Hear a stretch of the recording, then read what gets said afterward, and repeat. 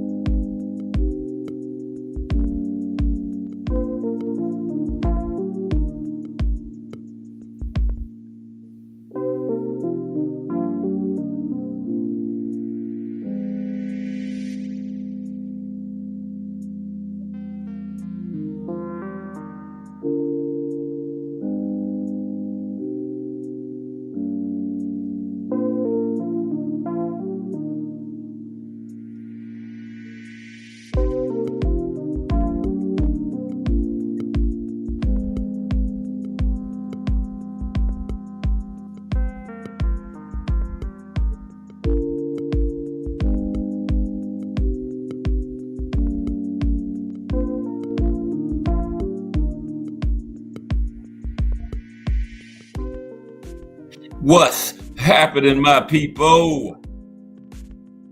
It's Cast Sports again, back for another afternoon with the family. Now, as usual, before we get started, let me give a shout out to the JBT community. It's just boxing talk. We're a group of people who just love to talk boxing. And we're always looking for others to join us. And you don't have to have a podcast. The only requirement is you just have to love to talk boxing. That's all. Miss Cass, hashtag JBT.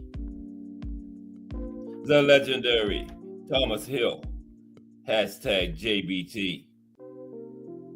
Mike Mazik. Salute to everyone and welcome to another episode of Cast Sports, The Box Storian. Today, boxing in Asia. And you know what time it is. If it's Monday through Friday, 2 p.m., it's The Box Storian, bringing you all that boxing history. Boxing is the greatest sport of them all. That's why we love it. Can't get enough of it. How's everyone today? This is the Wednesday afternoon hump day edition of Cast Sports, The Box Storian. Okay, we still going through the different styles brought to you by Thomas Hill. Today, like now, the Asians don't have a particular style. We're gonna just look at some boxing in Asia, history of it. Some of the great Asian boxers that have competed in the sport over the years, including some of the fighters that's fighting right now in 2025 in the sport. Okay, I'm on right along with legendary manufacturer.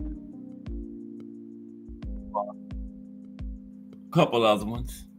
Is that Beck? But anyway, we're gonna talk about them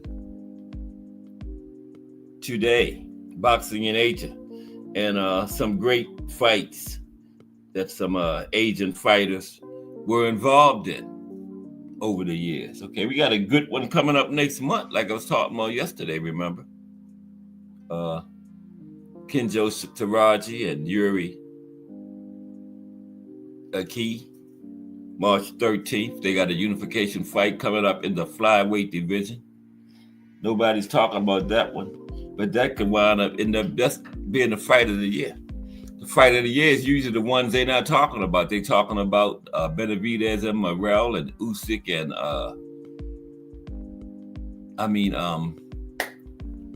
Beterbiev and Bivol and Shakur and Floyd Schofield and Keyshawn and Baranchik. But this flyweight fight coming up next month could be the best of them all, okay? And we got David Cuellar and Junto Nakatani next week on the 24th, 2 days after Beterbiev and Bivol. Nobody's talking about that one. Watch one of them be fight of the year, okay? Nakatani, Cuellar, Taraji, Aki. Always one that slips in under the radar. But highlights of boxing history. Let's talk about knockouts again. Some great knockouts that's happened, because knockouts is what everybody look for. The casuals, hardcore, everybody loved knockouts. You know, the hardcores love those great chess matches, those sweet science fights. Two technical guys in there, but they love those knockouts too. You know, boxing fans love nothing more than a knockout puncher, right? You want an example? Deontay Wilder has generated more buzz than any American heavyweight in at least a decade, right? Deontay generated more buzz than any American in at least a decade. There's Deontay, right? Thanks almost entirely to his eye-popping stoppage wins that he had over the years, right? And Deontay, what did he have? Like 40-something knockouts? I think he's got the most of all the active boxers. But let's talk about some of the most impressive knockout streaks in boxing history. That's going to be our highlight of boxing history today. Take us to 2:30. How about Ernest Shavers? Okay. Ernest Shavers fought in the 1970s, which was the golden age of heavyweights. Muhammad Ali and Ron Lau have both gone on the record calling Shavers the hardest puncher they ever faced. That's what everybody that faced Ernest Shavers says he's the hardest puncher they ever faced, really. Between August 1970 and May 1972, Shavers knocked out 27 straight opponents, right? In a 2-year stretch, 27 straight opponents. And the quality of opposition ranged only from lousy to mediocre, but his work rate was astonishing nonetheless. Nobody was carefully stage managing his career to pad his knockout record. He was simply fighting as often as he could and knocking out anybody foolish enough to get in the ring with him, at an average of over one knockout a month. Okay? Ernest Shavers. John the Beast Mugabe. I told you about my hands. There I go again. John the Beast Mugabe. Okay? one of the great knockout punchers of the 1980s, Uganda's John Mugabe, earned his nickname the Beast.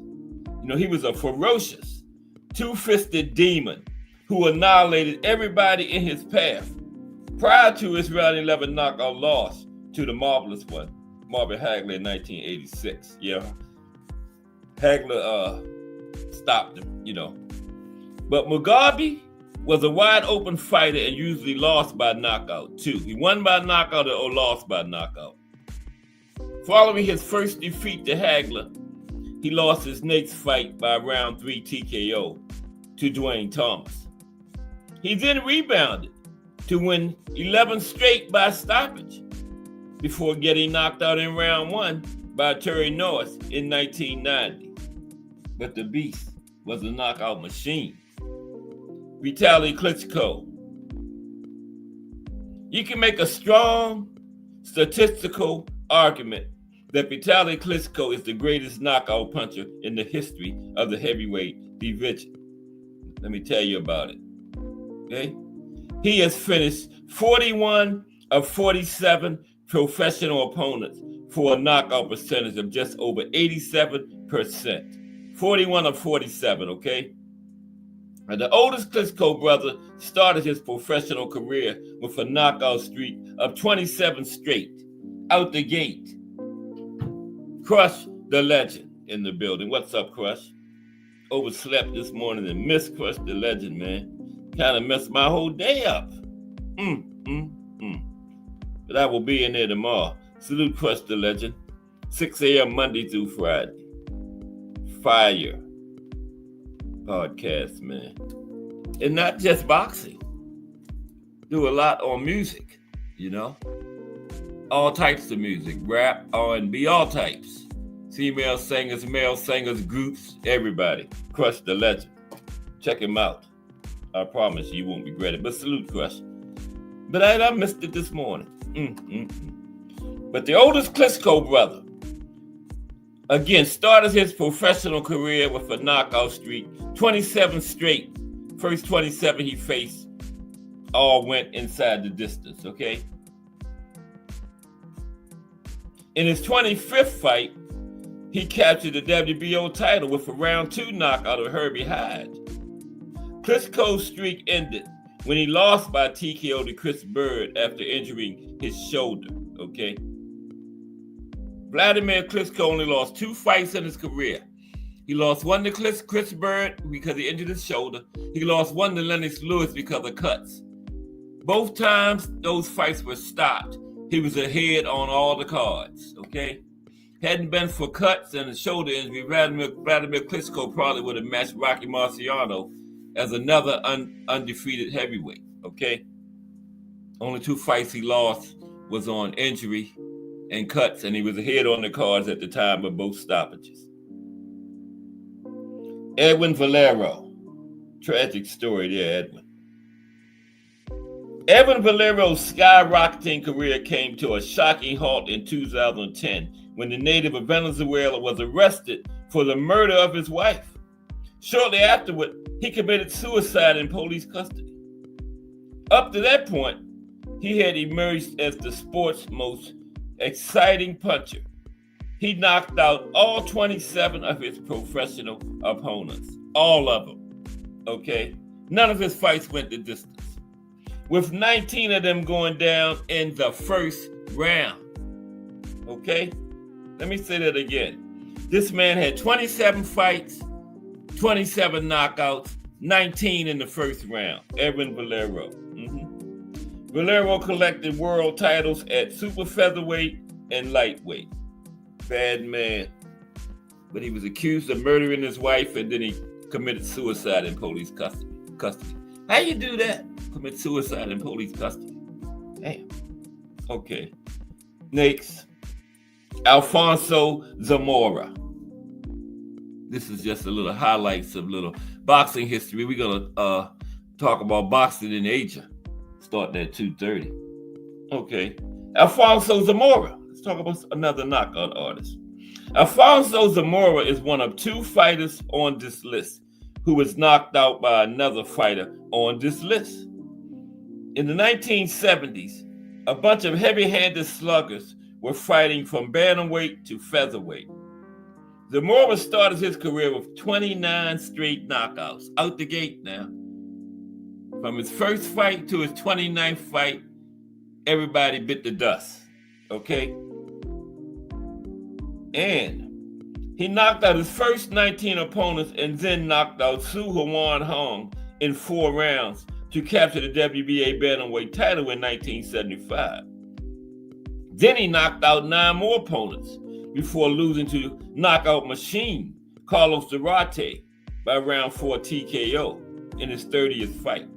Okay, he knocked out 29 straight, and then in his 30th fight, he got knocked out. Okay, Acelino Freitas. These are some of the most impressive knockout streaks in the history of boxing. Acelino Freitas. Acelino Freitas emerged in the 1990s as the greatest boxer from Brazil since Ida Joffre. Okay, now the explosive super featherweight knocked out his first 29 professional opponents. So he matched the guy before him, Alfonso Zamora. Acelino Freitas also knocked out his first 29. Okay. He won the WBO super featherweight title in August 1998 in his 21st fight. And he knocked out his first 8 challenges. Okay. He knocked out 20 in got his first title in his 21st fight. Then his first 9 defenses, he knocked all of them out. Okay. I mean, his first 8 after winning the title, he knocked them out. Alfred Cote finally took him the distance. But Freitas still won by unanimous decision. He didn't lose. He still won, but somebody went the distance with him. Then he followed that fight with another unanimous decision victory over Joe Casamayor to add the WBA 130-pound belt to his collection. Yeah, him and Joe had a unification. And Acelino Freitas walked out with both belts. Joe Casamayor walked out of there a little bit lighter than he walked in because he didn't have that belt around his waist no more. The great, legendary Henry Armstrong. I know this is good. Henry Armstrong needs to be on any short list of the greatest pound-for-pound fighters of all time, any of them. He's the only man to hold world titles in 3 divisions at the same time. Not just a 3-division champion. He was a 3-division champion at the same damn time. Okay? Where they do that at? And he did it during an era when we only had 8 divisions. And we didn't have 60 and 70 champions in each division. It was 1 champion in each division. This man was champion in 3 of them at the same time. Only 8 divisions. That's almost half of them. And he got cheated out of being champion in the 4th one, half of them. They called it a draw when everybody thought he won that fight. He would have had featherweight, lightweight, welterweight, and middleweight. And get this. Featherweight is 126. Middleweight is 160.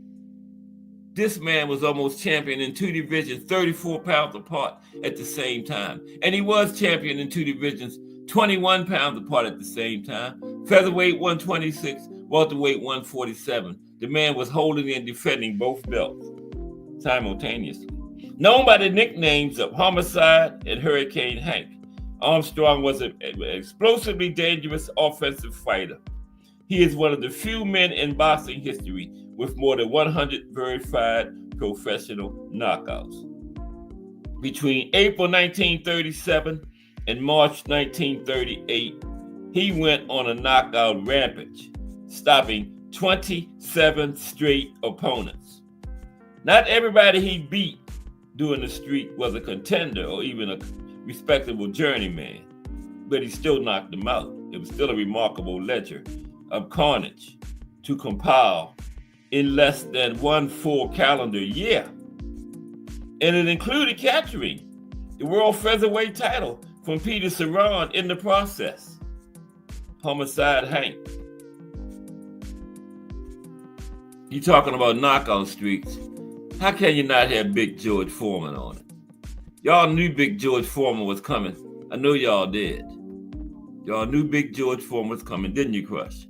You knew Big George was coming. Big George Foreman. Let's talk about Big George. Okay? Now,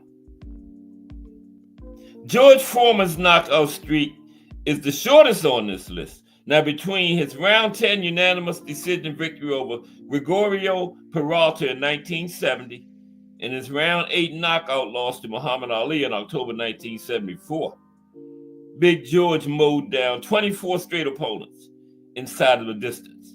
24 straight is the shortest on here. 24. I thought it was going to say like 10 or 11. 24. Wow.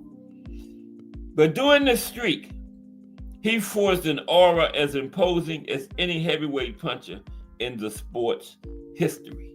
When Muhammad Ali was getting ready to fight him, they sitting in the locker room. Muhammad Ali's team looked like they were getting ready to cry. Muhammad was like, "What's wrong with y'all looking all sad? I'm the one that got to get in the ring with him."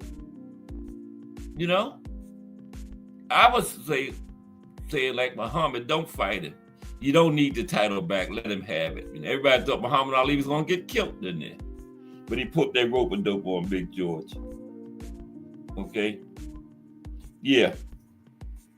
He was just as intimidated as any heavyweight puncher in the sport's history during that streak. Hitting into his defense against Ali. Few gave Ali a shot. Foreman looked invincible. He wasn't just beating people then, man. He was stopping them in 1 or 2 rounds. He'd make Mike Tyson look like a little child, what Foreman was doing in the early 70s, okay? Foreman's streak is ultimately remarkable, primarily for 2 performances. In January 1973, he blitzed Joe Frazier to win the heavyweight title, battering Smoking Joe all over the ring and knocking him down 6 times en route to 6 times in just 2 rounds. 2 rounds. Then the second one, Mike Rim in the building. What's up, Mike Rim? We're talking about some of the most impressive knockout streaks in history. Down to Big George. Yeah, he knocked Joe Frazier down in 6 times. That's a terrible matchup for Joe Frazier because Joe Frazier knew only one thing, come forward. And to get inside against George Foreman, he just had to go through too much, man. And that's why he went down 6 times. But to Smoking Joe's credit, he kept getting up. He kept getting up. He got up 6 times. But the referee finally said, "That's it, Joe. Because this man can knock you down 30 times. You just going to keep getting up. I'm stopping this." And the second one was in March 1974. He knocked down Ken Norton 3 times and stopped him in the second round. That was the last fight before he went up against the greatest. And after Muhammad Ali, George started losing. He wasn't invincible no more after Muhammad beat him. You know? Yeah. Now, Carlos Zarate. Then we're going to get started on boxing and aging. Carlos Zarate started his career with 23 straight knockouts, okay? First 23 opponents bit the dust. But that streak is not the one that earned him inclusion on this list. Because I get ready to say that was shorter than George's. He had another one. Started out with 23, and then, after winning by unanimous decision in his 24th fight, Carlos started another streak, okay? He knocked out the first 23 opponents he fought. He won by unanimous decision in his 24th fight. Then he knocked out the next 28. After that, started another streak, 28 more by stoppage, collecting the WBC bantamweight title along the way. So that's 51 of his first 52 opponents went down by knockout, okay? And he picked up the WBC bantamweight title doing all that. Among his victims was Alfonso Zamora, who had his own 29-fight knockout streak.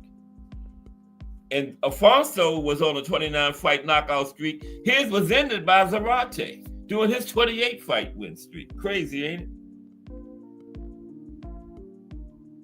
Round 4. In all, Zarate ran his record to 52-0 with 51 knockouts during those 2 streaks, okay? 51 of his first 52 fights was by knockout, and he won all 52 of them. He had one unanimous decision in between 23 fight knockout streak, a unanimous decision, then another 28 fight knockout streak on the way to 52-0. His first loss came to Wilfredo Gomez by round 5 TKO in his 53rd fight. Right? Speaking of whom, the next person is Wilfredo Gomez. That's who stopped the Rate streak. And Wilfredo Gomez is the last one. And I think his was the longest. Now, while there had been longer, while there had been longer knockout streaks than Wilfredo Gomez, he had 32. None of those fighters came close to matching Gomez in terms of quality. Half the fights in his streak were world title fights, okay? 32 straight knockouts. 16 of them was championship fights. Incredible. Now, he didn't knock out his first 32, but he had a draw in his first professional fight. Then the next 32 was all knockouts.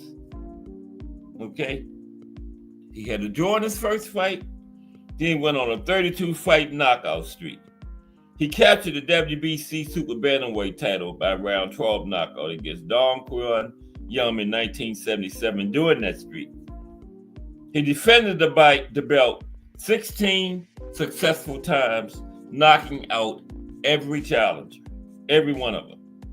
Gomez finally lost to the great Salvador Sanchez by round 3 TKO, but he moved up out of his division. He dared to be great. He was at super bantamweight. He went up to featherweight, okay? And then he went back down and won his next 8 fights by stoppage, okay? Before winning another unanimous decision. And then he got knocked out by Azuma Nelson. But those were 10 of the most incredible knockout streaks in boxing history. And they were just incredible, man. Wow. Terrell Cameron in the building. What's up, Terrell? How you doing today, my brother? Good to see you. We just talked about 10 of the most impressive knockout streaks in boxing history, man. You know? I think the most incredible had to be Carlos Zarate, though. Knocked out his first 23 fighters, went the distance, and then knocked out 28 more on the way to 52-0 out the gate, man. That will never be matched again. You can bet the farm on that.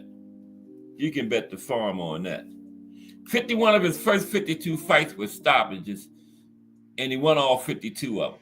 One by unanimous decision, the rest of them all by knockout. Incredible. Wow.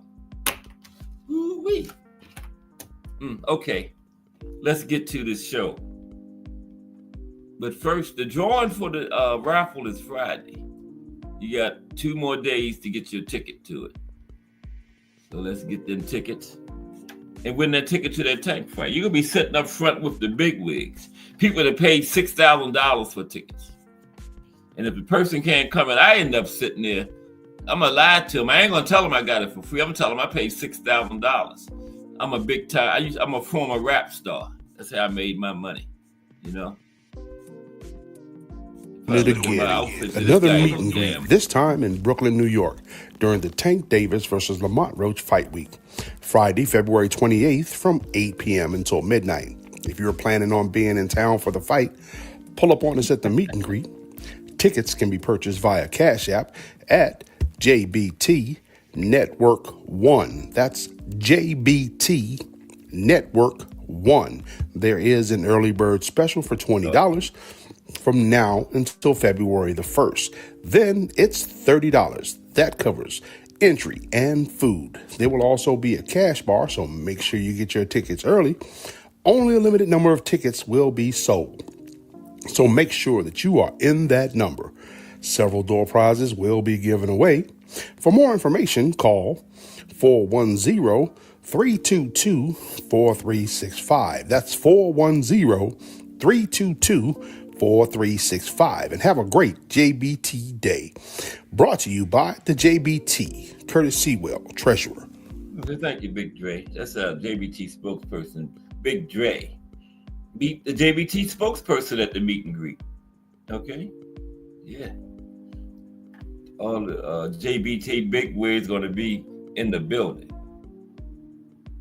Some small potatoes too, like Cass Sports. Okay.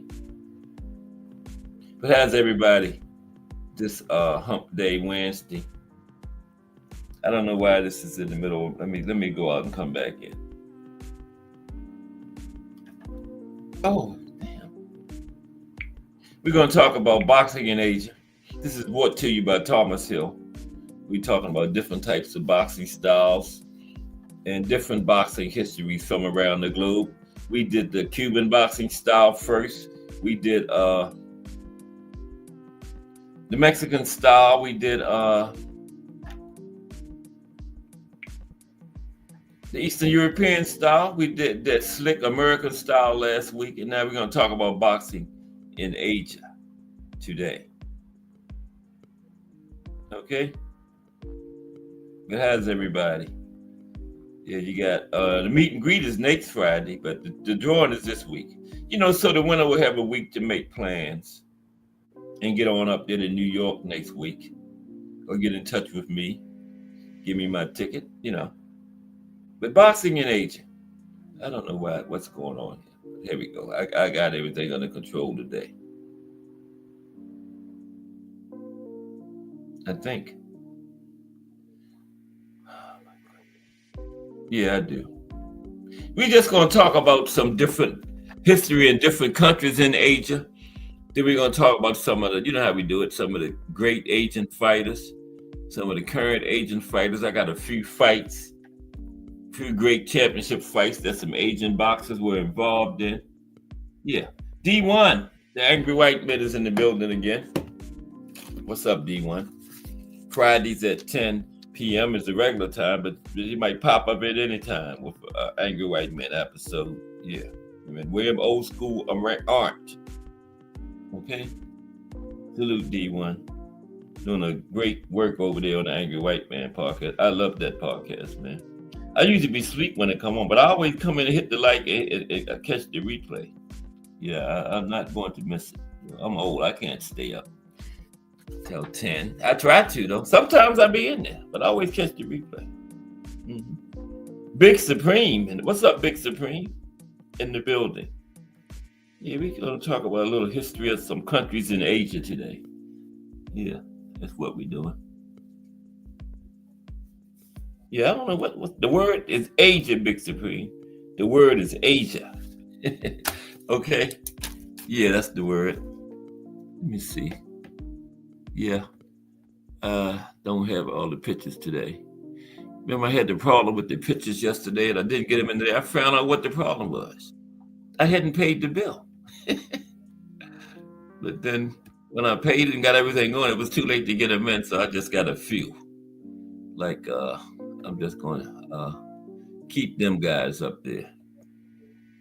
Okay, for now. Some Asian boxers, right? From a couple different places over there. Boxing in Asia. Anybody else come in? Okay. Now, boxing reached Asia in the early 1900s, right? And once established, it became extremely popular over there, right? Now, the first Asian to win a world championship was flyweight Pancho Villa of the Philippines in 1923, right? He's arguably the greatest Filipino fighter of them all. It don't necessarily have to be Manny. Yeah. Pancho is up there, flyweight fighter, legendary. He died when he was 23, still legendary. Mm-hmm. Yep, he was the first Asian fighter to win a world championship. Now, Villa's countryman Flash Day reigned as world junior lightweight champion from 1960 through 1967. He had a 7-year reign. Mm-hmm. A high point of professional boxing in the Philippines came on October 1st, 1975. Y'all know what that was. When in a fight referred to as the Thriller in Manila, Muhammad Ali defeated Joe Frazier in Quezon City. The Philippines became the center of the boxing universe during the first 10 years of the 21st century, when native son Manuel Pacquiao set a record by winning world championships in 8 different weight classes and was widely considered to be the best pound for pound fighter in the world during that decade. Yes, he did. Yes, he was. Manny ran through that first decade of the 2000s like crazy. Now there is the PED rumors, but hey, he was never proven. So if you don't get caught, you ain't did nothing wrong. Because if I rob the bank, get away with that $1 million, I'm gonna spend it. Okay. So Manny, nobody never proved Manny was using PEDs, so he didn't use them. Right? Now let's talk about Korean boxing. We're gonna talk about a few different countries. Okay. Frank Warren sued Joe Calzaghe, Herbie Hyde, and Ricky Burns. Damn. Really? Wow, I didn't know that, Big Supreme. Damn. Yeah, we went over to some great knockout streaks. That Carlos Zarate had the most incredible one, though, because now Carlos won his first 23. This is for the people who wasn't here. Carlos won his first 23 fights by knockout. Carlos Zarate fought, 60s, around in that range. Won his first 23 by knockout, right? Then he won by unanimous decision. Then he won his next 28 by knockout again. He went 52-0 out the gate. 51 of those 52 was by knockout. Incredible. Nobody will ever do that again, man. That was the most incredible thing about knockout streak I ever heard of, man. 23 went the distance, then 28 more. On the way to 52-0. 51 of them knockouts. I can't stop talking about that. Let me get to this show, man. That's just crazy there. That's unbelievable. Now Amazon to put something about some shopping on my damn site, man. Yeah. This is worse than TV now on your phones, all these commercials and shit. Excuse me. They should be paying me. It's my phone. Now wait. This is getting like yesterday. Y'all can tell I'm feeling good today. We're going to get to it. Okay. Yeah, we're going to talk about Korea now. A little brief history on boxing in Korea.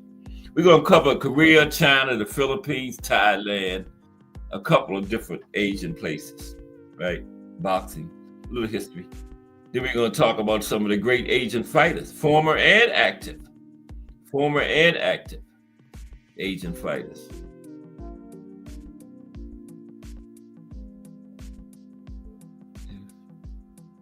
Okay, Korea. Boxing in Korea. Now, Korean boxing began with the founding of the boxing organization called, oh my God. Let me put this in the chat, man. I can't read that. I'll let Thomas Hill, now you read this, Thomas Hill, I'll buy you a ticket to the tank fight. God damn. This thing got like 60 letters in it. This is an organization that started boxing in Korea. Gee, Christmas. Y'all got to see this. I'm not even going to attempt to say that. OMG. TUGURAKBU.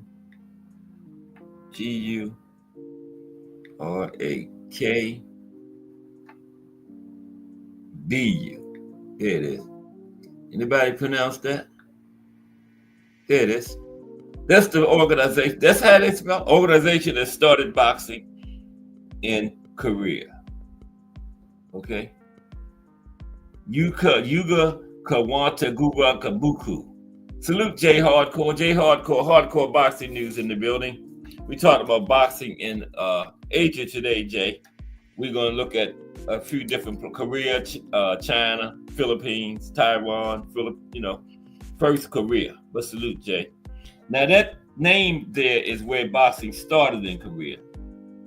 Anybody come up here? I'm gonna drop the link around 3:30. Pronounce that. I will buy them a ticket to the tank fight. Anybody can pronounce that correctly? You know I'm gonna say you're wrong. Where did it go to?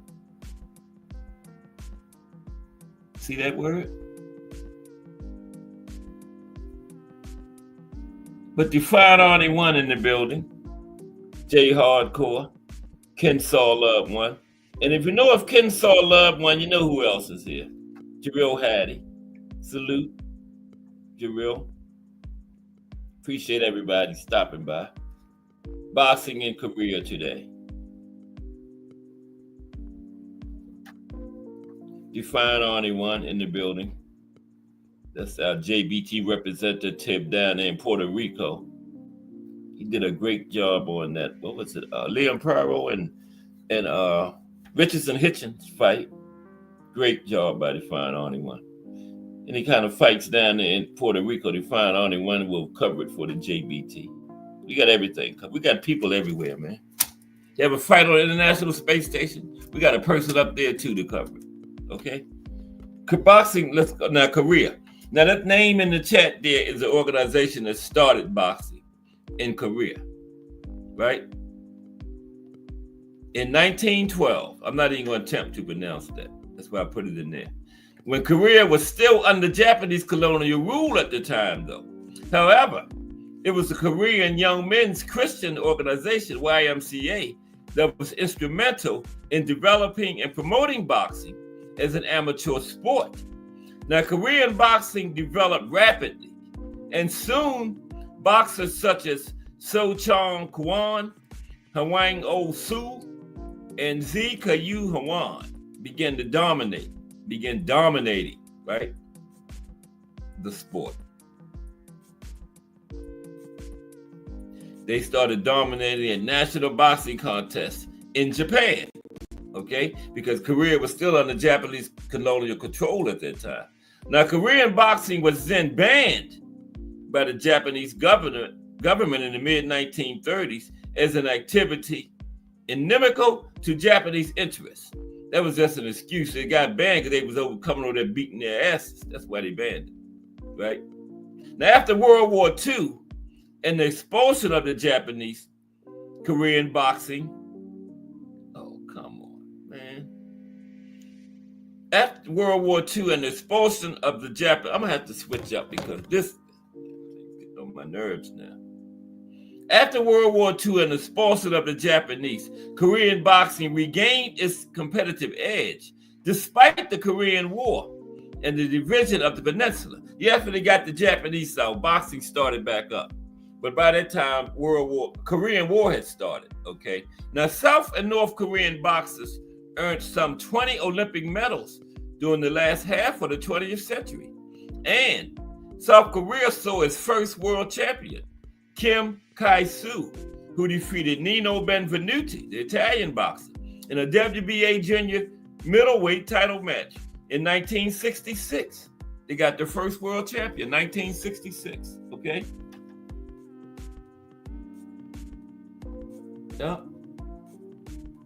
Yeah, I was making sure I didn't miss anybody coming in. A lot of activity going on in the chat.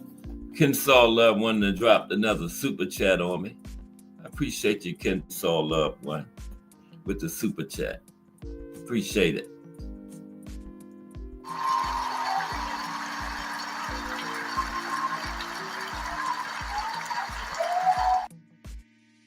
Thank you, Kensaw Love One.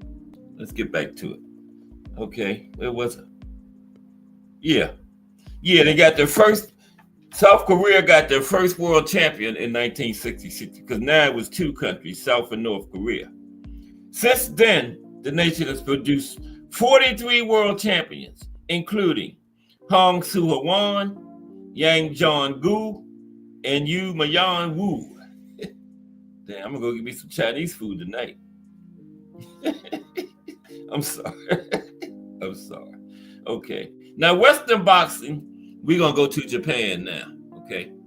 Western boxing arrived in Japan in the 1920s, but became popular in the 1960s and 70s with such prominent fighters as Masahiko, the Fighting Geraldo. Now, boxing is a popular televised sport in Japan. It's controlled by a few powerful gyms with close links to television networks. Once a fighter has turned professional, the gym for which he fights manages his career. And unless he is traded, he will fight for that gym for the remainder of his career. You know, and that's still a thing. That's why so many Japanese fighters always fight over there, right? Because they managed by certain boxing clubs and stuff, you know, and like a tightly controlled thing over there in Japan, right? But the monster always fighting in Japan, you know. Now, let's go to Thailand. Let's go to Thailand. Now, in Thailand, international style boxing and the traditional martial art of Thai boxing, Muay Thai, are both featured at many boxing events. They have boxing and Muay Thai on the same cards over there in Thailand. Now, this fusion has its roots in the 1930s, when the Queensbury boxing first reached Thailand and began influencing the native sport, right? Soon, Muay Thai matches were held in a ring and fought under time limitations. Now, Muay Thai programs often feature 8 fights, the last of which is international style boxing. Now, the other fights of the evening feature Thai boxing, in which the fighters are allowed to use their feet, knees, and elbows, in addition to gloved fists. Now, wrestling or judo moves are not allowed, okay? Yeah, you can't be grabbing nobody doing no suplexes and that kind of nonsense on them. Although back in the old days, they used to, late 18th century, you could bite, kick, suplex somebody, anything, man. And if you're in the audience and the man you bet on losing, you could jump in there and help him out. It wasn't legal, but they used to do it, yeah. Sometimes people jump out the audience, their man losing it, and help them out, yeah. Now, there's a large ritual element in Thai boxing programs that includes music, prayers, and amulets worn by the fighters. 2 boxers who were champions in Muay Thai and went on to become champions in international style boxing are Kosai Galaxy and Samart Payakarun, or something like that. SP. Kosai Galaxy and SP. Okay, let's talk about China. Just a little brief thing on each country. Here we're going to talk about some of the top Asian boxers of all time, including some current fighters, like the Monster. The Monster. What's up, Warlock Boxing? In the building. Salute. Always a pleasure to see you. Warlock Boxing, yeah. Had to make sure you had your wrench because you've been here a lot and you got it. You earned it. Mm-hmm. Okay. Now we're going to talk about briefly China. Boxing in China. I think we're going to mention their first. You know who their first champion was? The big guy, Zhang. He was first champion from China.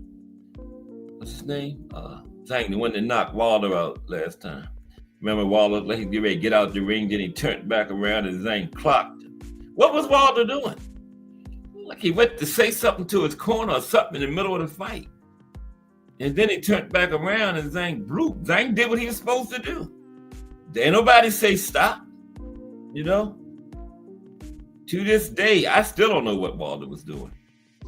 Didn't look like he turned around to say something to his corner.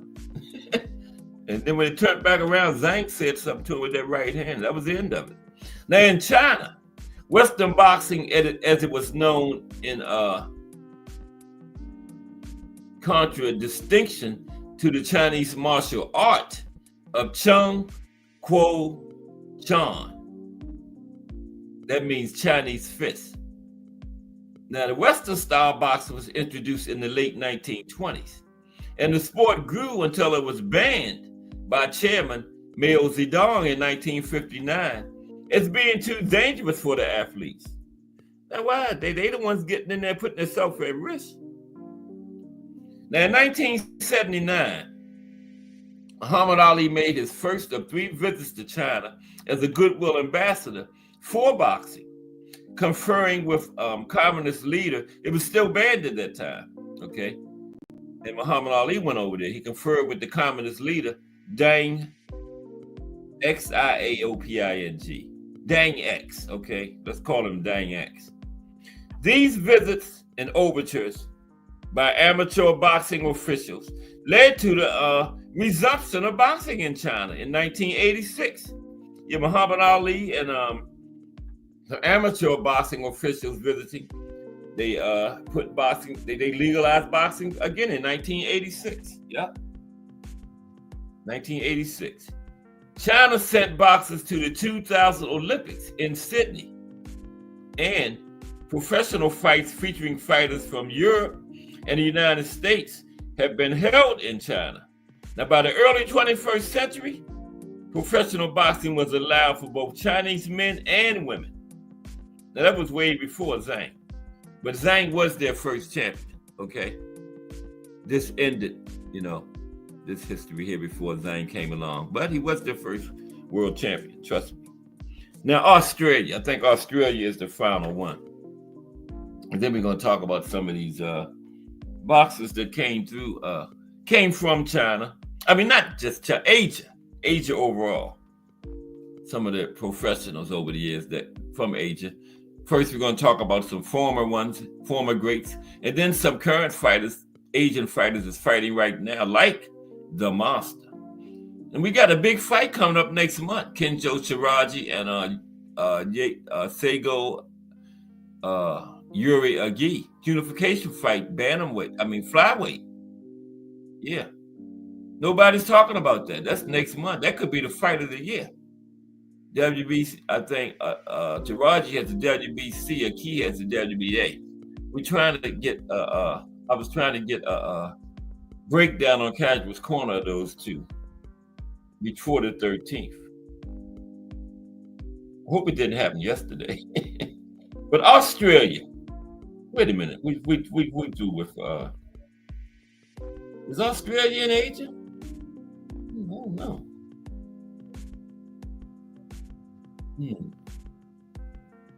Anybody know? I damn sure don't know. Let's talk about it anyway. That's where Tim Zhu is from. In the late 1800s, as boxing evolved from bare knuckles fighting to the Queensberry rules, Australia, no damn well Australia ain't in no age. Australia was in the forefront of innovation. A fighter turned trainer named Billy Palmer began teaching new defensive techniques to boxers. Peter Jackson of the West Indies, who fought a 61-round draw with heavyweight champion James Corbett in 1891. Peter Jackson was one of those black pioneers. He was a former slave, okay? And Bob Fitzsimmons of England, who bested Corbett for the crown in 1897, both traveled to Australia to hone their skills, okay? And Albert Griffith, who fought under the ring name Young Griffo, captured the world featherweight title in 1890, which made him Australia's first native-born world champion. The most famous fight to occur on Australian soil was held in Sydney on December 26, 1908. Know who that was? When Jack Johnson knocked out Tommy Burns in 14 rounds to become boxing's first black heavyweight champion. Okay, next. I know damn well Africa ain't in no Asia. Let's talk about some of the let's talk about some of the great Asian fighters now, okay? We got 10 former great Asian fighters. Then we got 10 current fighters that's performing right now for us in 2025. Okay? Yeah. Come on, man. You get ready to go out the window, laptop.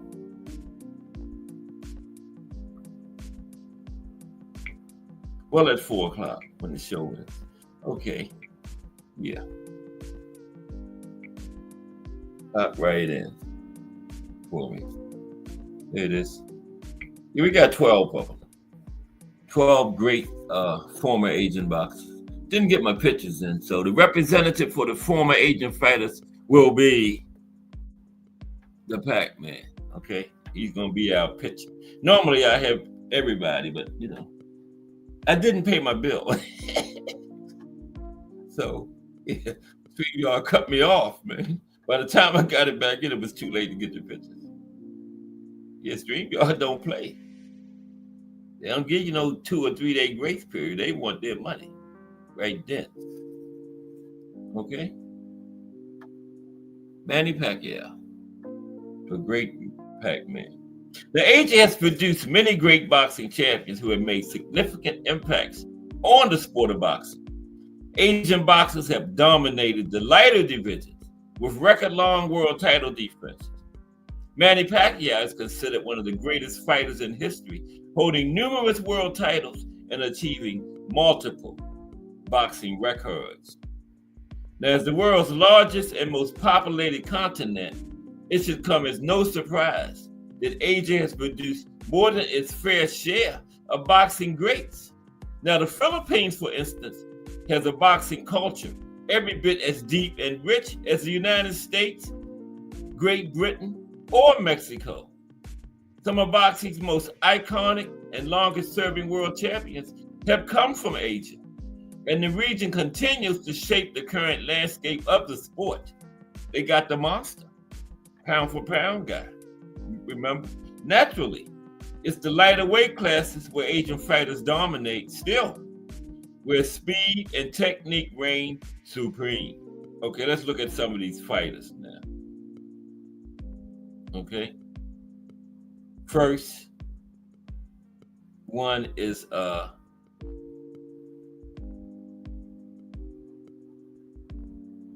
Elias Pikal, right?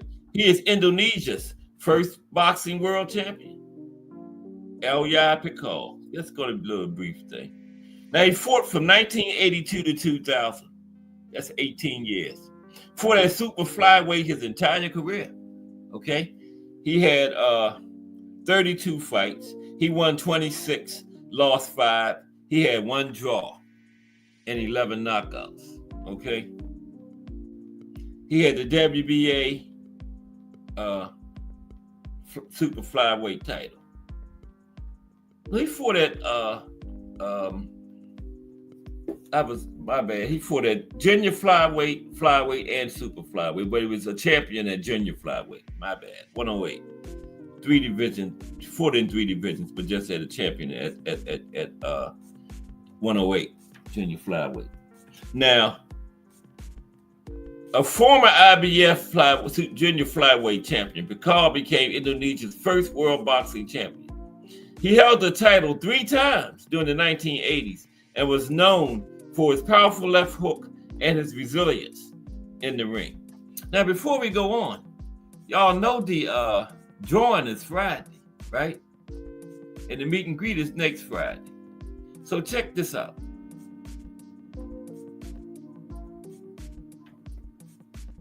Is doing it again. Another meet and greet, this time in Brooklyn, New York, during the Tank Davis versus Lamont Roach fight week. Friday, February 28th from 8 p.m. until midnight. If you're planning on being in town for the fight, pull up on us at the meet and greet. Tickets can be purchased via Cash App at JBT Network 1. That's JBT Network 1. There is an early bird special for $20 from now until February the 1st.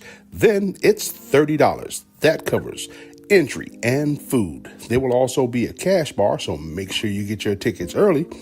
Only a limited number of tickets will be sold, so make sure that you are in that number. Several door prizes will be given away. For more information, call 410-322-4365. That's 410-322-4365. And have a great JBT day.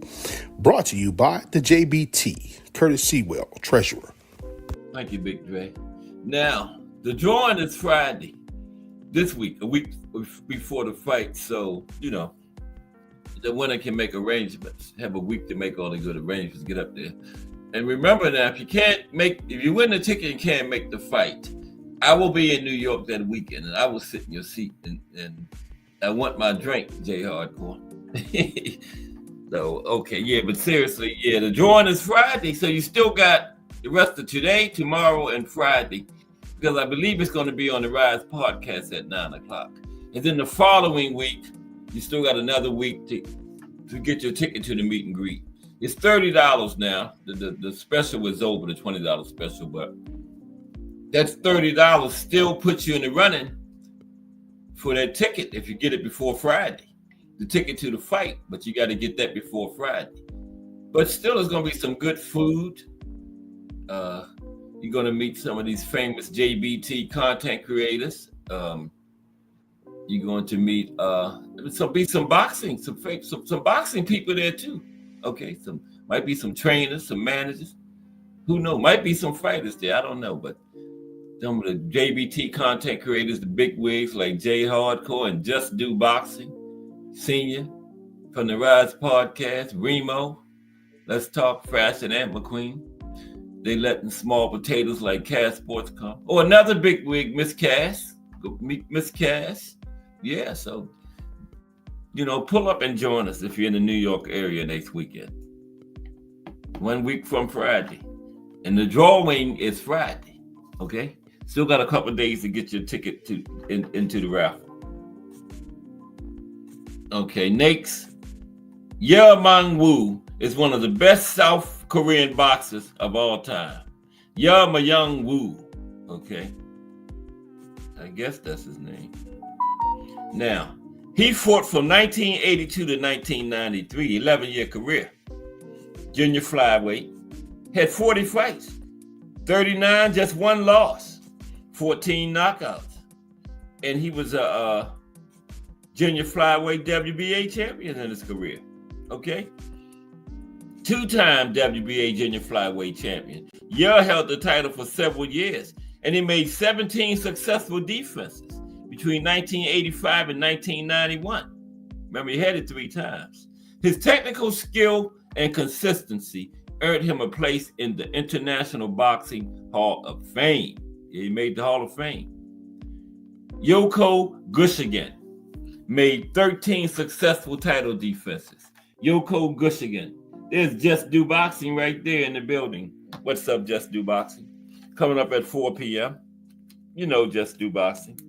That balanced, unbiased boxing talk. You get both sides of the equation and you get it 100% correct.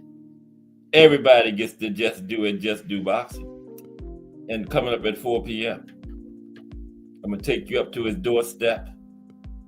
Then we go in there. But first, before we go in, we're going to hit the like button. Then go it on in there. Okay? And if you forget to hit the like, just step back out, hit the like, come on back in. We let you back in. Okay? But if you go out and don't hit that like, you ain't getting back in. So hit the like button. Salute Just Do Boxing. Coming up at 4 p.m. That's who I'm warming you up for. Yoko Gushigan. He made 13 successful defenses. Did I talk about Yoko? No. Yoko fought from 1974 to 1981, 7 years. Junior flyweight, 24 wins, just 1 loss, 15 knockouts. And he was the WBA junior flyweight champion during his career.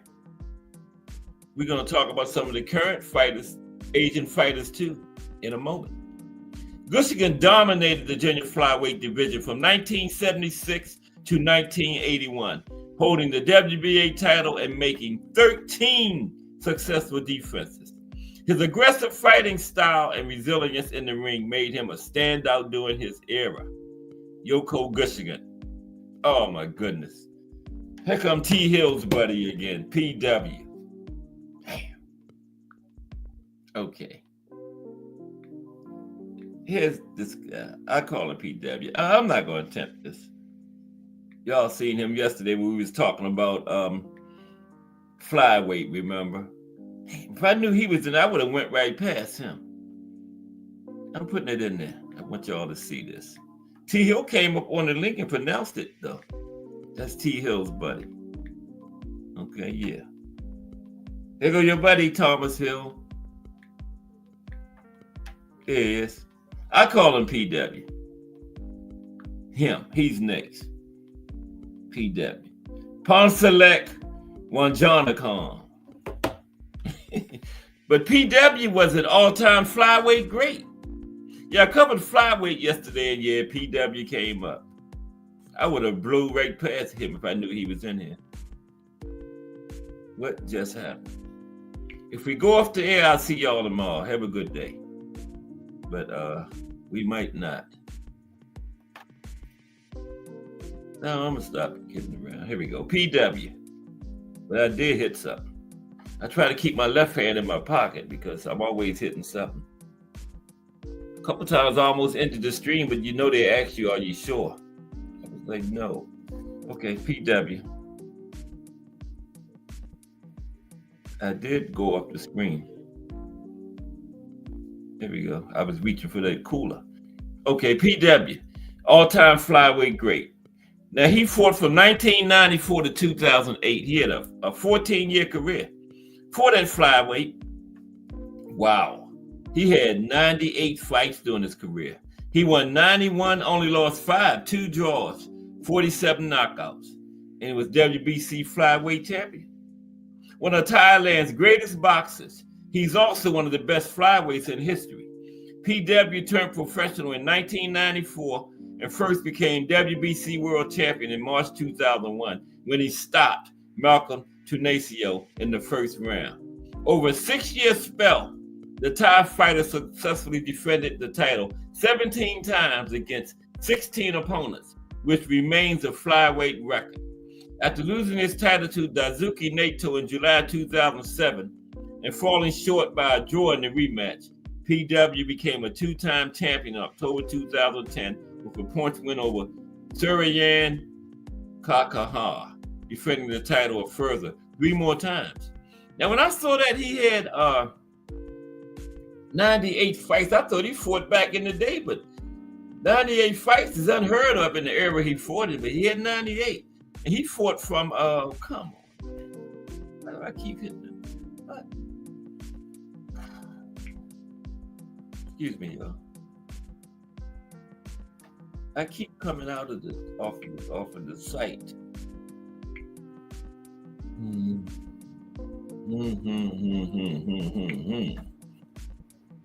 I'm back in. It's the damn PW, that long ass name. Yeah, I thought he fought way back there, but 98 fights, unheard of. He fought like in the 2000s. Wow. Busy guy, man. Yeah. PW fought from 94 to 2008. 98 fights. Yeah, we winding down on this. So next we're going to do some of the active guys. Next is Nonito Donaire. Now, I don't know if he's active or inactive, so I put him with the former guys. Is he still active? He's with the former people, because I don't know. He ain't fought in a long time. I know that much. Now, Nonito Donaire is an enduring Filipino superstar. He became a champion in 3 different decades. 3 different decades. Nonito was a champion. Yep. Now, 2001 to the present. Flyweight, super flyweight, bantamweight, super bantamweight. He's been as high as featherweight. I did not know Nonito was up to featherweight. Wow. He's had 50 fights to this point, 42-8, 28 knockouts for Nonito. He has had the IBF flyweight, WBC bantamweight, WBO bantamweight, WBA super bantamweight, WBO super bantamweight, IBF super bantamweight, and WBA featherweight. Nonito has definitely punched his ticket to the International Boxing Hall of Fame already. Perhaps unfairly caught in Manny Pacquiao's shadow, Donaire is a great champion in his own right, and the Filipino Flash has created his share of boxing history. Donaire is a 4-weight world champion, collecting belts at flyweight, bantamweight, super bantamweight, and featherweight, and winning world titles in 3 different decades, the 2000s, 2010s, and 2020s. Donaire became only the 6th boxer to achieve that feat, after Evander Holyfield, Eric Morales, Bernard Hopkins, Manny Pacquiao, and Floyd Mayweather Jr. Donaire went on a 30-fight winning run, a 12-year streak ended by Cuban legend Guillermo Rigondeaux. He ended Nonito's streak, 12-year winning streak ended by Guillermo Rigondeaux. Kosai Galaxy was Thailand's great power puncher, one of boxing's greatest knockout artists. Yeah, Kosai was in that thing at the beginning, remember? Most impressive knockout streaks. I think he had like 28 straight or something. At the 11-year career, 1980 to 1991, super flyweight. 47 wins, just one loss. 41 knockouts. Okay. I got to calculate that rate. 41 knockouts and 47 wins. That is 87.2%. I knew that was a good one. 87.2% knockout rate. Remember at the beginning, yeah, Kosai was one of the most impressive knockout rates in history. And he had the WBA super flyweight title. He's a Thai fighter. He carried vicious power and became WBA world champion in November 1984 after stopping Eusebio Espinal in the 6th round. Galaxy made 19 successful title defenses and retired as champion after his final fight in December 1991. Yeah, Galaxy is he holds the record for title defenses at flyweight with that 19, remember? Talked about that yesterday. Ring Magazine named Galaxy in the top 20 of its list of 100 greatest punchers of all time and Thailand's #1 pound-for-pound boxer in history. He was selected for the International Boxing Hall of Fame in 1999, and he remains a hero for Thai fight fans to this day. Okay? Gabriel Flash Eladay was one of the greatest ever super featherweights. Now, Flash was known for his speed and skill. Okay? He fought for 20 years, 1951 to 1971. Okay? He fought in 3 decades. Bantamweight, featherweight, super featherweight, and lightweight. Now, he won 89 fights, lost 27, 2 draws, 33 knockouts. Yeah, he fought in that era where they fought like that, right? He was world super featherweight, WBA super featherweight, WBC super featherweight. Nicknamed the Flash for his speed and skill, Eladay was a star of the super featherweight division, first winning the lineal championship in 1960 and claiming the inaugural WBA and WBC belts in 1963. Okay, first WBA and WBC super featherweight champion, Flash Eladay. He lost the titles in February 1964 to the great Carlos Ortiz in his second defense, but he became a 3-time world champion 5 months later, and he made 10 total successful defenses over 7 years at super featherweight. That's also a record. He also has a record at flyweight for defenses. He was the 3rd Filipino to be inducted into the International Boxing Hall of Fame. Eladay is recognized by the WBC as his greatest ever super featherweight fighter, 130. Flash Eladay. The great Pancho Villa. He was Asia's first flyweight champion from the Philippines, but Asia's overall first flyweight champion, Pancho Villa. Okay? Pancho fought from 1919 to 1925. Remember, his career was cut short. He died at 23. He had an infection from some kind of tooth infection. And the doctor told him not to fight that night. He fought, and then he went to the party after the fight.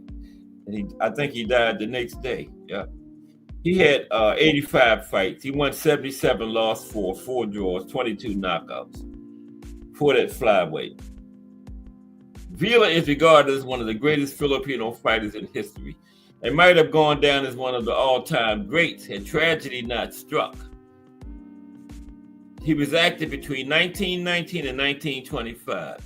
He was the first Asian boxer to win the flyweight world title and first world champion from the Philippines at any weight when he defeated Jimmy Wall in June 1923. Villa made several successful defenses of his title, but the exact number is unknown.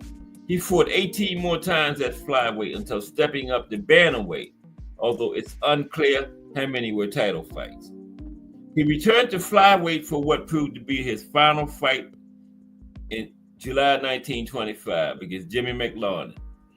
Earlier that same day, Wheeler had an ulcerated tooth extracted, and a few days later, he died from an infection that had spread to his throat. He was only 23 years old. See, earlier today he fought McLaurin. He had an ulcerated tooth extracted, and the doctor told him not to fight that night. He had to fight, and he went out partying after fight, and he died a few days later. Yep.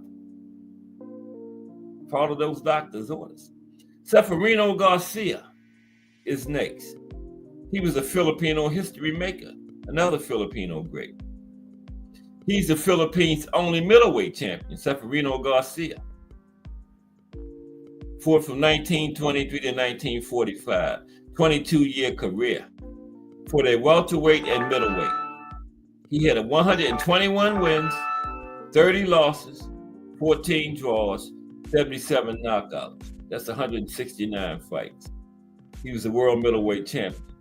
Okay. Now, while the majority of Asian boxing greats operated in the lighter division, Garcia was something of an outlier in that he made his mark firstly at welterweight and more prominently at middleweight. You don't see too many Asian fighters up that far. Although Manny went to junior middleweight. Now Garcia's career spanned 12 years from 1933 to 1945.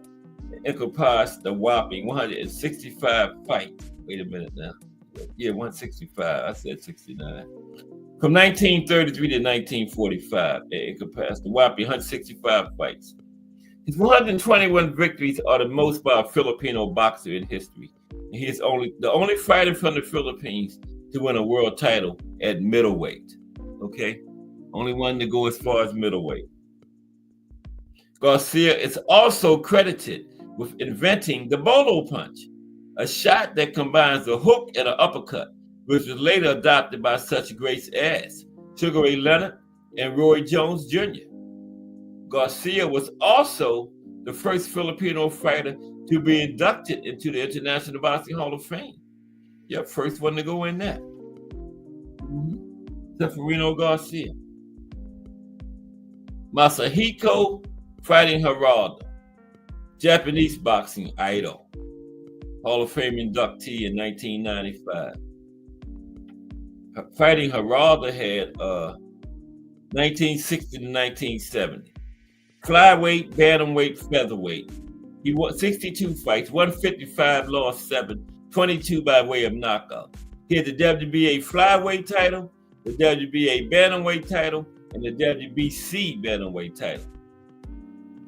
Now, the Fighting Harada's professional boxing career took place neatly between 1960 and 1970, during which he became a two-weight world champion at flyweight and bantamweight. The Japanese fighter earned the first world title in October 1962 in his 28th fight, knocking out Pong Kingpet in the 11th of 15 scheduled rounds. He would lose the rematch 3 months later. They had an immediate rematch 3 months later. Okay? However, 3 years later, Harada was king of the ring once again, this time at bantamweight after a split decision win over the previously undefeated Ida Joffre to win the WBA and WBC titles. He gave the great Ida Joffre his first loss, South African fighter. Now, Harada made 4 successful title defenses, including a rematch with Joffre, which forced Joffre into temporary retirement. Upon losing his belts to Lionel Rose in February 1968, Harada fought twice more for world titles, but lost on both occasions, including in his final fight in January 1970. Inducted into the International Boxing Hall of Fame in 1995, the Fighting Harada, he once was the president of the Japanese Boxing Federation. And that was as of 2023. He might still be it. I don't know. Chris John was a dominant featherweight champion. Okay, Chris John. Chris John fought from 1998 to 2013, 15 years, for that featherweight his entire career. He won 48 fights, lost 1, had 3 draws, 22 knockouts. He was a WBA featherweight champion, a dominant featherweight. He was from Indonesia. He held the division's WBA title for 9 years and made 16 title defenses, making him the second longest champion in featherweight history. He first became world champion in June 2004 with a decision over Osuma Saito. A notable win during his lengthy reign was Juan Manuel Marquez. He beat Marquez, called himself the Dragon. His run ended in December 2013 with a 6th-round retirement defeat to Simpaway Vetyika, after which he announced his retirement. That was the only loss of his professional career, his final fight. And he was Indonesia's 4th ever world champion and arguably the country's greatest. That's a couple more. One more. Okay. One more. And that's the Pac-Man, Manny Pacquiao, one of the greatest fighters in history. Pac-Man is Asia's most famous boxer. But the monster is creeping up on you, man. Monster is on your ass. Excuse my language. The Manny went through 8 divisions, flyweight, super bantamweight, featherweight, super featherweight, lightweight, junior welterweight, junior middleweight. 62 wins, 8 losses, 2 draws, 39 knockouts. Okay.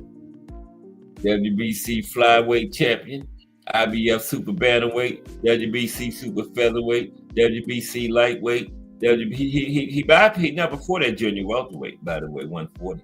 WBC lightweight, WBO welterweight, WBA super welterweight, and WBC super welterweight. Never before that 140. Asia's greatest boxer is one of the finest fighters the sport has ever produced. Pac-Man's records and achievements are long and plenty. The Filipino is boxing's only 8-division world champion, winning 12 major world titles. In July 2019, at the age of 40, they ain't gonna never let us forget this, he became the oldest world champion in history when he beat Keith Once Upon a Time Thurman. Pacquiao was involved in several career-defining rivalries. He fought Mexican great Juan Manuel Marquez, Eric Morales, Timothy Bradley Jr., and Marco Antonio Barrera twice. When Pacquiao retired, his place in boxing history was firmly secured. The Pac-Man, Manny Pacquiao. Okay, let's talk about some of the current fighters. Current agent fighters, okay? You know who first is. Naoya Inoue.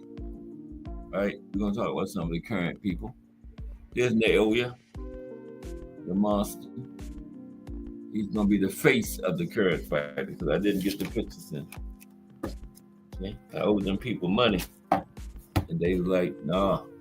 They kept putting this thing on there. Select something, you ain't paid us.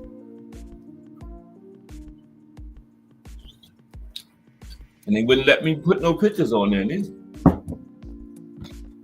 Okay? Okay, yeah, the monster. Naoya Inoue. Currently active at super bantamweight, junior flyweight.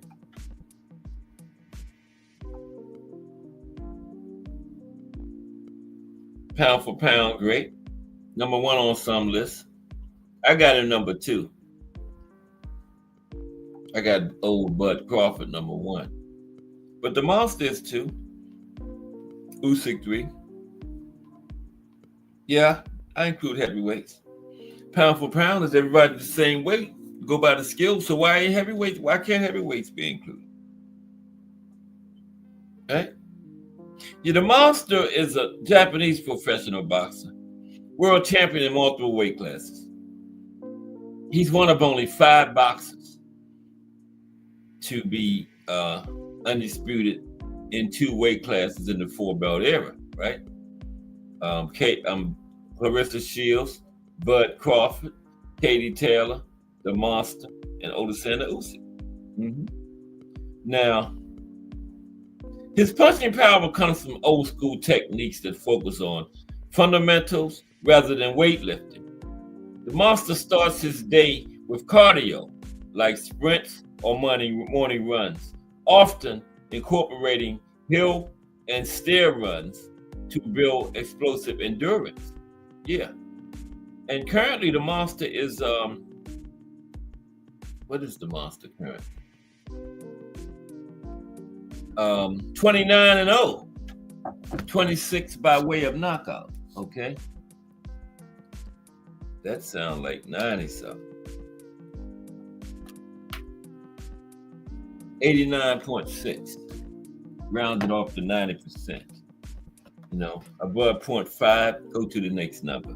90% knockout ratio for the monster. DA monster. Okay. Monster. Next is Kazuto Ioka. Kazuto Ioka. These are some current agent fighters. Okay.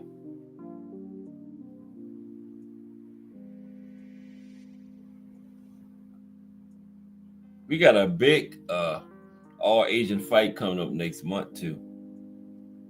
Kanshiri Taraji versus Segu Aki.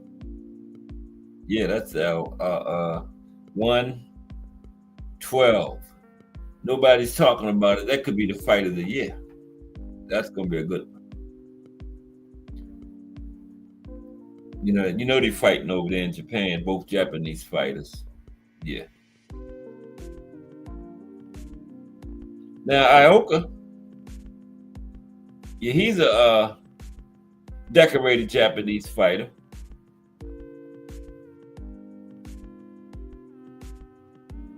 And he's the first one to win titles in 4 weight classes. Not even the monster did that. He's got minimum weight, junior flyweight, and super flyweight. He held the unified WBA and WBC mini flyweight titles from 2011 to 2012, and the WBA junior flyweight title from 2012 to 2014.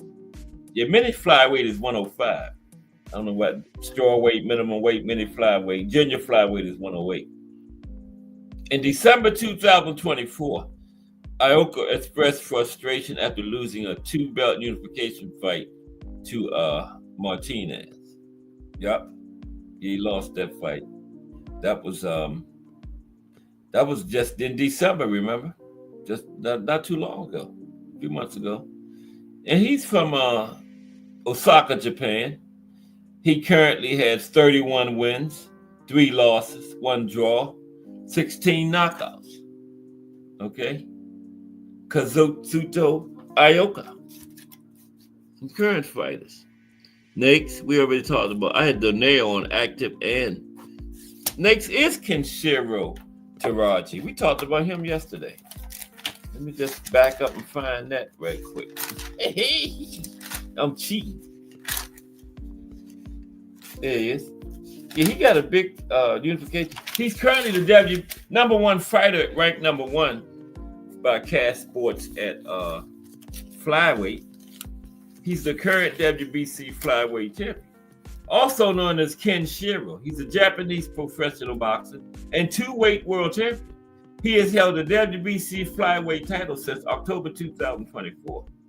Taraji has defeated opponents such as Gilberto Pedraza of Panama and Ganagan Lopez of Mexico in WBC junior flyweight title fights before he moved up. He also took the WBA title from Anthony Olasquaga after Taraji's original opponent, Jonathan Gonzalez, became ill. As of April 2024, Taraji was ranked as the world's 8th best active boxer pound for pound by the Transnational Boxing Rankings Board. So he has been on somebody's pound for pound list. He is also ranked as the world's best active junior flyweight by the Ring Magazine, TBRB, ESPN, BoxRec, and Cash Sports, The Box Story, right? And the rest of them did that because I had him number 1. You know, the Ring, BoxRec, all of them looked at my ranking, so they're gonna make him number 1. He's from Joyo Kyoto, Japan. 24 wins, 1 loss, 15 knockouts. Yeah, they're going to make him number 1 because I had him number 1. Ain't that something? These copycats. Always catch Box Rec and ESPN them looking at my work, man. Okay, next is Rohan Akhmadaliev. I think that's right. I don't know. Is that right? Is that the man's name? Rohan Akhmadaliev. I know Akhmadaliev is right because I heard people say that. Yeah, his first name, I don't know. Okay. Get him up here. What time is it? 3:33. Okay. Let's finish up these active guys and see what's happening. I hope everybody's enjoying the show that's in here. Come on, man. Okay. You don't forget the meet and greet is next week. A week from Friday. The drawing for the ticket is this Friday. GIS Friday, this Friday. So you got today, tomorrow. I think it's 9:00 on the Rise podcast. So I think. Don't quote me. So get it today and tomorrow. Don't count on that. Till 9:00 Friday. Okay. Because you'll miss out. You'll be sitting up there with the big wigs, man. People that spent $6,000 for a ticket. If I was up there, I'm telling you, I'm a former rapper. I spent $8,000 for mine. You know? Yeah. I used to rap with Jay-Z, but I left to go out on my own. Yeah. So get in the drawing, though. You only got a couple more days, but you still got a week and a half to get your ticket to the event. That's going to be a great time. A great time. Meet these great JBT personnel. D1, some of the angry white men going to be there. Be careful. I don't know if he's going to be angry or not. Before I approach him, I'm going to take a good look, see what kind of mood he is. You know. But yeah, they all going to be up there in New York. Not this weekend, next weekend. And you still got a week to get your ticket. Just $30, man. And it's going to be some good food. Ask Senior. Senior's still talking about the food from the meet and greet last summer. So you know it's going to be some good food. Mm-hmm. But Akhmadaliev, okay? He is a known as MJ, right? From Uzbekistan. Former unified super bantamweight champion. He had the IBF and WBA titles from 2020, 2023. You know what happened to him. The monster took him. He's known for his high-pressure fighting style that combines power and precision. Between 2020 and 2023, he held the IBF and WBA titles, making him a unified super bantamweight champion. But again, the monster took him up off of him. Him and the monster fought for undisputed. But you know who became undisputed, right? But still not bad, right? He's won 13. And that was his only loss to the monster. Didn't he fight the monster? No, did he? I'm not sure. No, I'm not. I don't know. But he's got 13 wins and 1 loss, right? And 10 knockouts. 13 wins, 1 loss. I'm a historian. I don't know too much about what's going on nowadays. You gotta ask people like Jay Hardcore and Just Doing all them what's going on now. I don't know.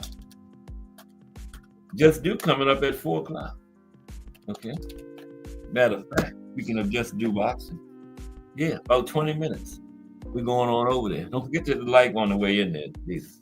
After Akhmadaliev is Junto Nakatani. That's who I want to see the monster in there against. Junto Nakatani. Yeah. I'm not saying Nakatani will beat him, but I like to see that. Or Bam Rodriguez. Nakatani and Monster, I can't call that one, but Bam, I got to go with the Monster on that one. Yeah. Yeah, I got to go with the Monster on Bam. Now, Nakatani, Japanese professional fighter, current WBC bantamweight world champion. He had the title since February of last year. And he also had the WBO flyweight title from 2020 to 2022 and the WBO junior bantamweight title in 2023.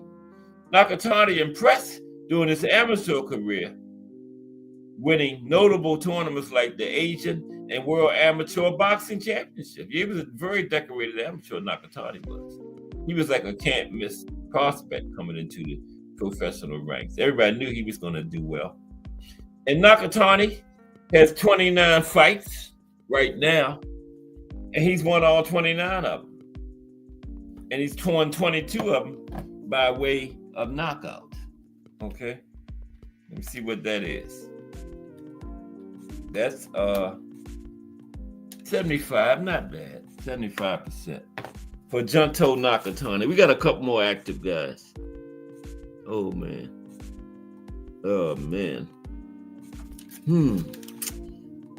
So what are those names? Thamanon. Now y'all, I'm strong. Okay. I'm gonna put a type in it. But he's active.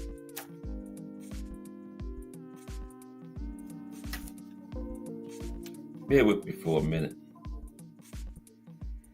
There he is. Oh my goodness. I had him. There we go. Let's talk about him briefly. TN. That's what up. That's what I know him by. TN. Okay. Thamanoon Nayo Strong Madon, something like that. TN. His ring name is Knockout CP Freshmont. That's what I call him. I didn't know that was him. Knockout CP Freshmont. Okay. He's a Thai professional boxer and former Muay Thai fighter. He had the WBA mini flyweight title from 2016 to 2020 and 2020 to 2024. Yeah, from Thailand. Now, currently he has 26 fights. He's won 25, only lost one. And he has 9 knockouts. Al Burger in the building. What's up, AB? We talking about boxing in Korea, brought to you by Thomas Hill. You know, over the last few weeks, we've been talking about some boxing from different parts of the world, different styles, histories, all that stuff. Okay? Yeah. This is Thomas Hill sponsored show. Talking about some of the active Asian fighters now. Panyo Prosabri. I told y'all gonna be some butchering going on today. You know.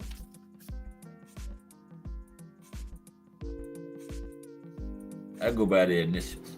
PP. That's his initials. PP. OPP. Panyo. Prater. That ain't hard. Panya Prater-Berry. I guess. That's his name. Anyway, his ring name is Panya CPF. He's a Thai boxer. He had the WBC mini flyweight title from 2020. Mini flyweight is 105. Junior flyweight is 108, right? And he currently is the WBC junior flyweight champion, 108. Since December of last year, just got that. Okay? Just a little brief summary. And currently, he has 45 fights. He's a veteran. He's won 43, just 2 losses. 27 by the knockout route. Just got a couple more. John Riel Kusamera. And that's right. Who can't pronounce John Riel? John Riel. Syllabalize it. John, R-I-E-L, John Riel. John Raul, something like that. John Raul Casimiro. How about him briefly? I ain't trying to bore y'all. He's Filipino, right? Also a YouTuber. He done held world titles in 3 weight classes. IBF Junior Flyweight 108 from 2012 to 13, IBF flyweight 112 in 2016, and the WBO bantamweight 118 from 2019 to 2022. However, he was stripped of the WBO bantamweight after failing to make weight. He is also considered a journeyman bantamweight boxer. Yeah, John Worrell, been around for a minute, okay? And he's 36 years old, from the Philippines. He's still around, though. He has 39 fights. He's won 34, lost 4, 1 draw, 23 by the knockout route. And we got one more. Yeah, Mark Magsayo. I'll put Mark on here for the Philippines. Mark Magsayo. Could just put 10, you know. You know, somebody always gonna get left out. That's why I always say some of the best. I don't never say the best, because you can't include everybody. But Mark Magsayo, you know, he's from the Philippines too, right? Mark Magnifico, right? That's his nickname. And he was the undefeated WBC World Featherweight Champion in 2021. Then he lost that title. Who was it? Navarrete? He had a win over Gary Russell, remember? I thought Gary beat him. Yeah, Brandon Figueroa beat him, right? Brandon Figueroa took his title, okay? In March 2023. Yeah, Figueroa really beat him too. I thought Gary Russell beat him with one arm. But Magsayo was from the Philippines. But currently he has 29 fights. He's won 27 and lost 2. 18 by knockout. You know, Magsayo. Yeah. Not too bad for Mark. Good salute, Al Booker. Yeah, we talked about PW again today, Al Booker. See his name in there? Yeah. I can't pronounce that. Hong Suk Klek, Wang Jong Kong, Bong. But I appreciate everybody coming through. Tomorrow going to be Pennsylvania Boxing of the State. That's going to be a good one. Smoking Joe Frazier. Some active guy, Boots, Cool Boy. Yeah, Pennsylvania, history of Pennsylvania tomorrow. Some other significant events, some big fights, some boxers from Pennsylvania. Going to be a lot of them. And guess what? Friday, you know, we're going to close the week out with the profile. Guess who it is this week? The life and career of Don King. And guess who next week is? The life and career of the Bob Father. Love him or hate him, they both been significant in the sport of boxing. You know, both of them have brought us some big fights, man. And, you know, they almost threw hands one time back in the 70s. But they put their differences aside, man, and made those fights. Because all those boxers, Sugar Ray, Hagler, Ali, Spinks, Hearns, Duran, all those big names fought for one or the other one at some point. And they had to deal with each other to make them fights. And they did it. When it came to money, you know, it's like, I hate you, but let's make this money together. And they did it, right? Some of these promoters nowadays can learn from those two, man. And we're going to talk about both of their careers in the next 2 weeks. Don King and the Bob Father. Yeah. Legendary. You know. Now, Don King, we're going to talk about, he had a whole bunch of suitcases against him. I was looking at it yesterday. Damn near every boxer that fought back in the 70s and 80s sued him. Yeah, you should see it. We're going to talk about it Friday. Man. All of them. Did y'all see the movie King, the one where he was standing in the ring talking about all his dealings with the boxers? He was calling them dumb and stupid and stuff. He said Ali was the only one he could never get over on. Y'all saw that movie King, the one where he was in the boxing ring, like narrating, talking about his career in different boxes. But wasn't that King? That one? Yeah. That was a pretty good one. Yeah, I think that was the one called King. Remember? That when he did that one? Yeah, that's pretty good. Yeah, Don King. BPO said he see him riding around in Walmart in those little carts they got. I ain't gonna lie, I was in Walmart the other day. Shit, I started to get one of them carts, but I ain't that old yet. But I said, shit, I'm gonna get me a cart. But I look young. I look like I'm in my 30s, so they would have looked at me like, nah, what that 30-year-old man doing with it riding in that cart? So I didn't get it. But I started to. Yeah. I remember my mother used to get them. She was like 80 something. I ain't that old yet. Yeah, but BVO said he see Don King riding around in Walmart in the cart and stuff. Yeah. And him and Bob Father, 93 years old. Same age, still going. I think Don King's birthday is in August, and then Bob Father's December, just a few months apart. Yeah. Both of those guys, man. Incredible. Incredible careers for those two. And they have brought us some big fights, man. Like I was saying, all of those big names from the 70s, 80s, now too. But 70s, 80s, all those big names was under one of them.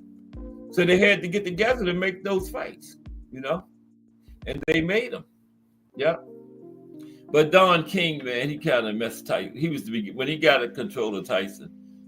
First thing he did, Cuss had passed, and some of Cuss's people were still in Face's place as far as managing Mike and training him. First thing Don did was get rid of all of them, put his people in place, and then he had Mike. Your Kevin Rooney, that was Cuss had him training Mike. He was like one of Cuss's assistants, and when Cuss passed away, Kevin was training Mike for a while. When Don took over, Kevin was one of the first casualties Don made. Got rid of all of them, and if Don hadn't got, Mike might have been undefeated, man. A lot of people didn't see that Mike Tyson under Cus D'Amato. That Mike Tyson was a killer, man. Come on, David, that little towel and no socks. Well, a lot of people thought he didn't have socks, but he actually had socks. He had those little footy type socks in his boots, where it looked like he didn't have no socks on, but he did have socks on in the boots. Trust me. Okay, I read that somewhere where he said that he had the little ankle socks where you couldn't see him, like, or just covered his feet, but he had socks on in them, right? And but it looked like he didn't. And the towel, no robe or nothing, just a towel cut out around his, over his neck, and come in the ring like that, man. And boy, he was destroying people, man. Mike fight, it wasn't no messing around. But when the main event began, you had everything you needed. You was in front of that TV. Because you mess around and go in the kitchen and come back to fight over it. They interviewing Mike. You'd have missed it. Ask Jay Hardcore. Jay and his mother was at the Michael Spinks fight. Jay said his mother fainted. That was the 92nd one, man. What's that, 1 minute and 30 seconds? It was over. It was over. Michael Spinks was visibly shaking when they was in the when the referee was giving the instructions in the face-off. Go back and look at it. You can see that man shaking. Trevor Berbick looked like he'd rather be anywhere than standing right there facing Mike Tyson when they was in the ring. Who was the Tyrell Biggs was shrieking like a female when Mike hit it, like, ooh, ooh, ow. Wasn't that Tyrell? Yeah. Mike was a beast, man. A lot of people never saw that one. Yeah. Mid-80s. The one that fought 15 times in his first year. Yeah. Came along at the perfect time because the Ali, Frazier, Norton, all those big 70 golden era heavyweights was on their way, what was leaving the sport. And the Four Kings also came along and gave boxing a shot in the arm at the perfect time. Four Kings, Tyson, boxing was okay in the 80s because they needed a shot in the arm because Ali was gone, Four Kings came along and gave us all those great fights, Mike Tyson. And not just Mike, Holyfield and Bo, Lewis, all them guys in the early 90s. Yeah, the heavyweight division was still in good shape. But right after that, the Klitschko era was the weakest era ever, That was, I can't even really name too many heavyweights from that era. But actually, you know how they say Joe Louis is the longest reigning heavyweight? Actually, it's Vladimir Klitschko. Now, Joe Louis was 12 years straight being champion, but Vladimir Klitschko actually has the longest reign, but it was broken up. It's not consecutive. But he was actually champion longer than Joe Louis. Okay, but it was broken up into two different reigns. But he had like 4,000 some days as champion. Okay, but they give it to Joe Louis because his was consecutive. But it was a little known boxer, I think his name was Billy Conn, had Joe Louis beat back there in the 40s. 12 rounds was giving Joe Louis a boxing lesson. Joe was totally outclassed, didn't know what to do. All Billy Conn had to do was make it to 15, make it to the cards. But he came out in round 13 and all of a sudden decided he wanted to stand in front of, instead of keeping on boxing, he decided he wanted to stand in front of Joe Louis and trade and got knocked out immediately, right? All they had to do was keep boxing. All that 12-year reign, 25 straight title defenses, none of that would have happened because Billy Conn had him beat. But he blew it. Came out there and decided to, he got cocky, you know. His corner probably, oh man, you are doing a great job. You got this thing. So he gonna go out there. I'm gonna stand toe to toe with Joe Louis. Joe Louis knocked him out immediately. Joe Louis is one of the greatest finishers ever. Okay. You think Bud Crawford and the Monster and people get you in trouble. When Joe Louis got you in trouble, that was it. You might as well just tell the referee that wave it off. Because if Joe Louis got you in trouble, that was the end of it. It's over. OVA. Over. OVA. Over. When the Brown Bomber got you hurt, you wasn't recovering. And this Billy Conn gonna go out there and stand in front of him when all he had to do was make it to the cards. He had to fight one, man. And like I said, all that 25 straight defenses and 23 got knocked out, only 2 went the distance, 12 years straight. None of that would have happened because this was early in that time, right? Early 40s. But you know what? They said Billy Conn was a mafia fighter, so that could have been fixed. You giving a great Joe Louis a boxing lesson, got him beaten. All you got to do is keep boxing. Why would you stand in front of him? Not unless you was trying to throw the fight. And he was mafia backed. Okay, that was the same one where Jake took a dive. Jake, only time he went down in his career was to this guy. And then Jake admitted in front of Congress that he took a dive that fight. Yeah, that was the only time Jake was ever stopped. Took a dive. So that Joe Louis fight could have been, Billy Conn could have taken a dive, been paid to come out there and do that. Yeah, but he was doing a good job on Joe. But it didn't happen. But it's 3:55. It's time for Just Do Boxing now. I appreciate everyone for coming through. There's Funko Die. What's up, Funko Die? Yeah. Peace sec. Wow. Good to see you back, Funko Die. Yeah, I haven't seen you in a couple of days. But appreciate you. Yeah. Oh, he was a Muay Thai Hall of Famer as well. Okay. Yeah. Wow. All right. I did not know that. He from Thailand, I think. Yeah. But salute. Appreciate everybody. Don't forget tomorrow is Boxing in the States, Pennsylvania. Okay. We're going to talk about a little boxing history in Pennsylvania. Some other significant events that happen up there, some famous boxing venues, and we're going to talk about some of the famous boxers from the state of Pennsylvania, like Smoking Joe Frazier. Well, Smoking Joe Frazier wasn't from Pennsylvania, but that's where his boxing career played out at, so he's going to be a part of tomorrow. He's from, down south somewhere, but he hadn't even started boxing yet down there, so Joe Frazier from Pennsylvania, as far as I'm concerned. Larry Holmes. And some active ones, Boots, Cool Boy. Yeah. Tomorrow's going to be good. Okay? And then don't forget Friday.